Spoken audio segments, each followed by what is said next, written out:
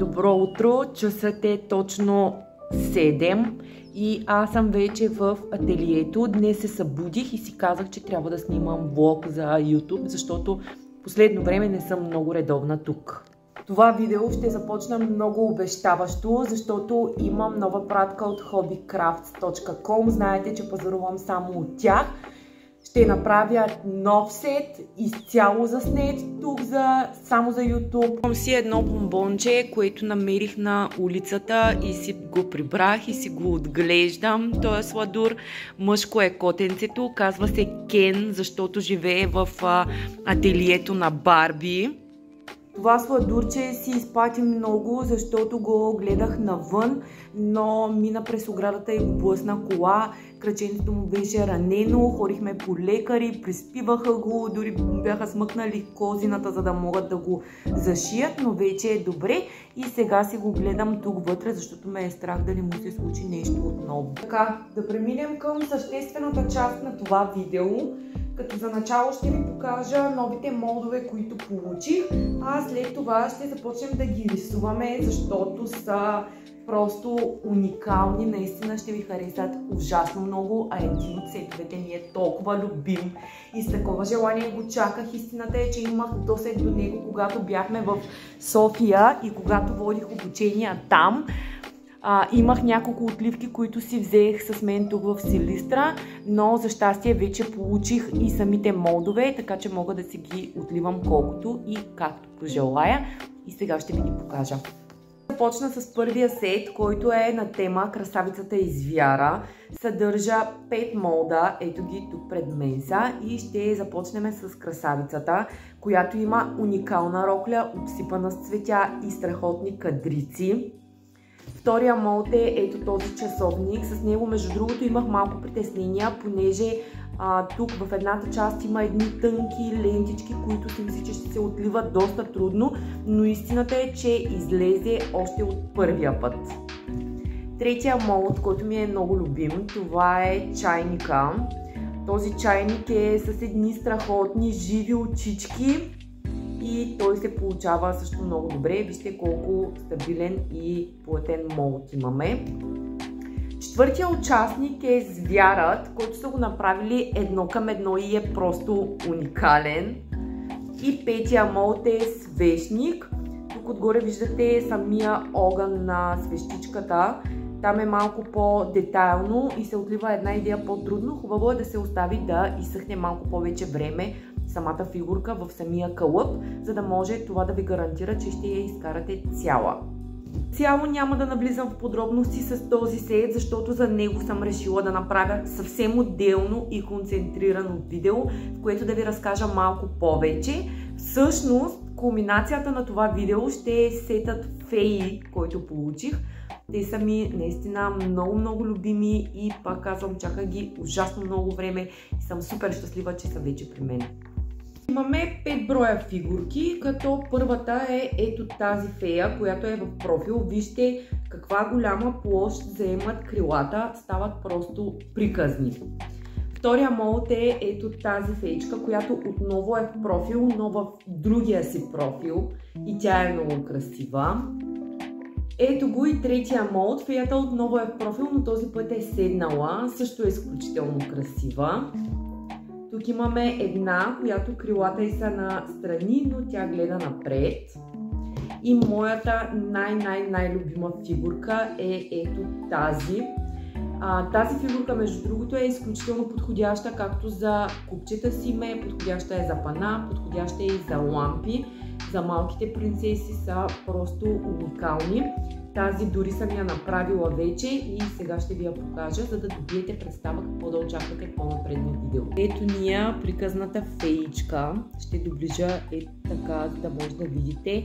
Тук съм поставила лак. На лицето се виждат леки отблясъци и най-вероятно по това може да разпознаете, че е лакирана самата фигурка. Крилата, не знам дали ще се види добре, имат направен блестящ ефект, има си венче на главата, обувките й са супер тематични и сладурски, точно в стила на феите. Решила съм да ги направя в по-неутрални цветове, така че тук най-вероятно няма да видите розово, изкрящо жълто, изкрящо зелено и така нататък. Цветовете ще бъдат пастелни и меки, точно като тази, която виждате на видеото в момента. Единственото, по което ще се различават, е цвета на роклите и цвета на косите. Решила съм да ги направя в няколко варианта. Виждате, купчето отново е с такъв блестящ ефект. Тук съм сложила цвета на роклята, като съм решила всяка фея да бъде направена с различен цвят рокля, като детайла на купчето тук отдолу ще отива на цвета на роклята. Мисля, че са просто вълшебни. Вижте тези очи и тези устни. Просто толкова добре моделирани фигурки. Наистина съм страшно очарована. Така, подготвих си самите фигурки, а сега е време да си подготвя боите, които ще използвам за тях. Ще ви казвам номерата и цветовете. Вземам си 0650 на каденс, 4300 отново на каденс, хибридно сиво H072, 0366 отново на каденс, хибридно H019, ще вземем и цвят гри отново на каденс. Мисля да използвам и ето това 6075 отново на каденс. 3003 на Art Deco, цвета се води беж. 3039 ванилия, разбира се, няма как да минем и без тафи.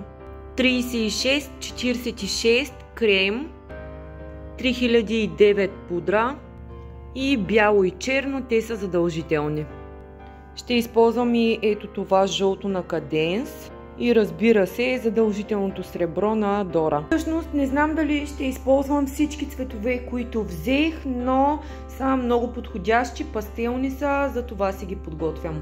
Преди да започна да рисувам обаче, абсолютно задължително е да проверя дали фотоапарата ми има батерия, защото апаратът ни е на зарядно, всичко е точно. И започваме с феите, като първото нещо, което ще направя е да мина цвят тен по краченцата и по лицата им. Отварям си цветът тен. Това между другото са новите бои, които пуснаха от Hobby Crafts. Виждате, 25 мл са. В много приятни цветове се предлагат.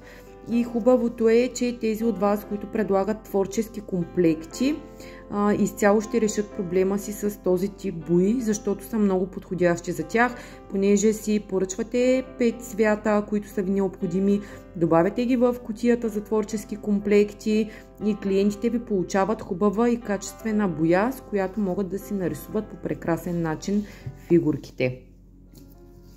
Сега аз използвам ето тази четка, която е поръчана от Shein, мисля, че беше, или от AliExpress. Много е мека и е малко по-плътна.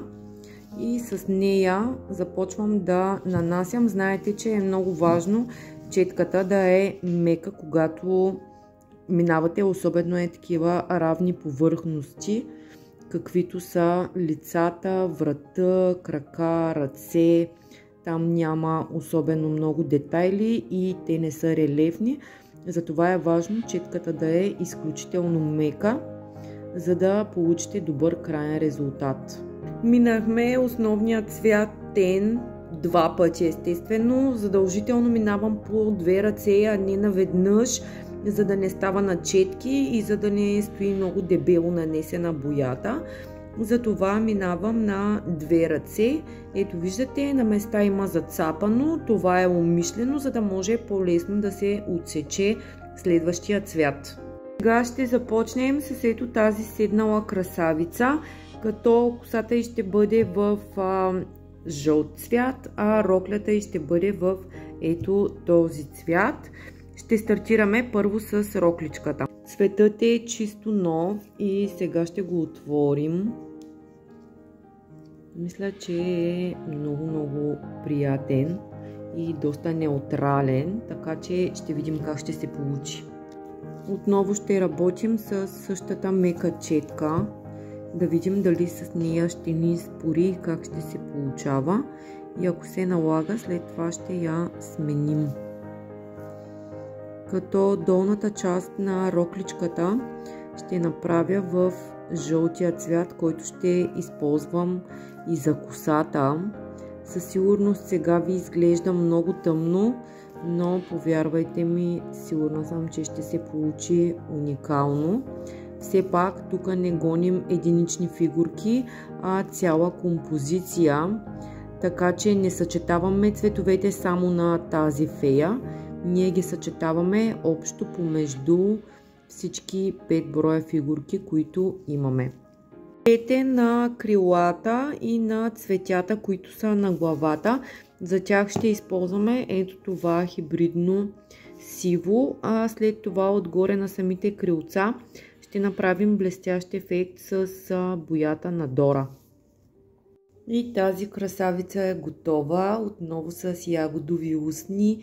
Виждате, крилцата са блестящи и се получи просто уникална. Продължаваме напред с третия брой.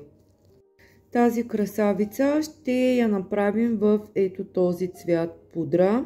Това е отново хибридна боя на Cadence H030. Роклята ще бъде в такъв цвят, венчето на главата също, а останалата част ще видите по-напред във видеото. Започваме с рокличката. Цветът, между другото, е много хубав и е много покривен, но както знаете, с хибридните бои трябва да се работи по-бързо, защото доста по-експресно изсъхват за разлика от другите и трябва да внимавате да не стане на четки. Продължаваме с косата и ето тази долна част на рокличката. Тях ще направим с ето това, което отново е хибридно H019. Цвета, между другото, е много приятен, но отново трябва малко по-бързичко да се работи с него, защото, както знаете, хибридната боя изсъхва много бързо. Сега най-голямата ми дилема тук е крилцата, в какъв цвят да ги направя, дали да са сиви като на всички останали или да ги направя в цвят пудра, както роклята. Много се чудя и много се колебая, но май клоня към цвета пудра, като този участък тук покрай косата ще бъде в сиво, така ще балансираме между всички цветове. Хайде да видим как ще се получи. Сега ще си направим първо сивата част. Готови ли сте да видите номер 3? Ето я. Направих крилата, както се бях наумила. Едната част е в цвета на роклята, другата част е в сиво и отново направих сребърни отблясъци и тя се получи много красива. Идва ред на красавица номер 4, която ще бъде с бяла рокля. Цвета на косата ще е ето този 1750, малко по-меден нюанс. Мисля, че ще стои добре. Долната част на рокличката също ще я направим като цвета на косата, а цветето на главата ще остане бяло. За крилата, знаете, там ще използваме сиво с сребро. Тук се колебая, между другото, за обувките в какъв цвят да бъдат, но в процеса на работа ще го реша. Най-вероятно ще бъдат в нещо меко бежаво. Ще видим, ще преценя. Ще направя малко антиреклама на този цвят на Cadence. Искам да ви кажа, че имам няколко бутилки от него. Използвам го доста често, но е супер непокривен. Трябват му поне 2 минимум ръце, за да получите точния тон. И изобщо не съм доволна от него, но просто нюансът наистина е много хубав и го използвам много за направата на жирафи, защото е точният цвят на жирафа, но е много непокривен. При тази сладурка казах, че ще я оставя в бял цвят роклята, но размислих, защото ми стои малко като варосана, затова ще използваме много светло цвят пудра 3009 на Art Deco, който цвят вие може да си направите сравнението колко тона разлика има. Не е кой знае колко много и мисля, че ще стане доста по-добре, отколкото ако остане в бяло. Сега ще си направим крилцата, които също ще са в по-различен цвят от останалите. Ще използваме малко по-тъмно сиво за тях. Започваме да го нанасяме, а след това отново ще направим сребърни отблясъци. Завършихме и четвъртият брой феичка и тя стана много сладка също. Продължаваме с красавица номер 5, която всъщност е и последната от сета. Тук вече категорично реших, че рокличката ще е бяла, защото мисля, че ще изпъкне на фона на останалите, така че да действаме. Косичката ще направя в ето този цвят, който всъщност няма номер, изтрите за жалост, но ще ви покажа как ще се получи. Косичката и долната част на роклята са ни готови. Сега обаче, за да не ми стои така вароса на самата рокля, задължително отгоре ще я покрия абсолютно цялата с бяла боя, за да има по-завършен вид. Това е абсолютно задължително. Почти винаги, когато правя фигурки, ако трябва да оставя бяло някъде, го минавам с боя. Минахме роклята в бяло и сега не знам дали се вижда добре, но косата има съвсем лек лилав оттенък, който много ми допада, и тук отново ще разнообразя с крилата, като използвам ето този цвят на Каденс. Много готино и пастелно лилаво е. Ето вижте какъв е точният нюанс. Мисля, че ще се получи много добре и след това, когато се сложат и отблясъците на крилата, резултата наистина ще е вау! Край! Готови сме и с петата фигурка. Сега, докато изсъхнат напълно, за да мога да им сложа лак отгоре, ще си направя купчетата. Ето, част от купчетата ни са готови. Сега ще монтираме 3 феи върху тях и най-после ще видим крайният резултат. Време е за кулминацията на това видео, а именно новите феи. Ще си ги подредя ето тук, една по една, и ще ви ги покажа в пълният им блясък. Истината е, че в началото на това видео ви казах, че имам фаворит от феите. Показах ви коя е, тази, която всъщност единствено бях направила, но това нещо се промени коренно точно в момента, в който ги приключих. Наистина всички станаха прекрасни по-своему и повярвайте ми, аз вече не мога да определя коя всъщност ми харесва най-много. Готови ли сте да ги видите? 3, 2, 1... Тадам! Боже, просто съм без думи от всичката тази красота. Цветовете наистина се получиха уникални и ужасно много ми харесват. Разбира се, тук изцяло ги направих по мой вкус относно цветово, но би ги направила и по желание на клиента, ако на някой не му допадат точно такива нюанси. Винаги може да се направят много по-шарени и много по-пъстри. Сега ще им направя няколко снимки с фотоапарата, защото заслужават наистина ужасно много внимание. Ще покажа всеки един детайл в перфектна снимка и ще ги пусна в продажба. Така че тази вечер ще бъдат налични в онлайн магазина и всеки, който желая да си ги поръча, може да го направи. А за тези от вас, които искат да си купят молдовете и да ги произвеждат сами в домашни условия, винаги могат да го направят в уебсайта hobbycrafts.com. Там ще откриете всички молдове, с които работя аз, както и част от боите, които използвам. Не много накратко, това беше за днес от мен. Надявам се това видео да ви е харесало. Сигурна съм, че ще ви бъде и полезно. И молбата, която имам към вас, е само една единствена. Моля ви, не ги правете по абсолютно същия начин като мен. Казах ви нюансите, за да може да ги използвате и да ги прилагате в други комбинации. Затова ви продиктувах и всички номера на боите, които съм използвала. Но съм сигурна, че ако ги интерпретирате по ваш си начин, ще станат може би много по-хубави от този вариант, който аз направих. Видеята за YouTube наистина много ми липсваха и се радвам, че днес успях да отделя време, за да заснема едно такова. Ако и на вас ви е харесало, може да го лайкнете и не забравяйте да се абонирате за канала ми, защото тепърва интересното предстои.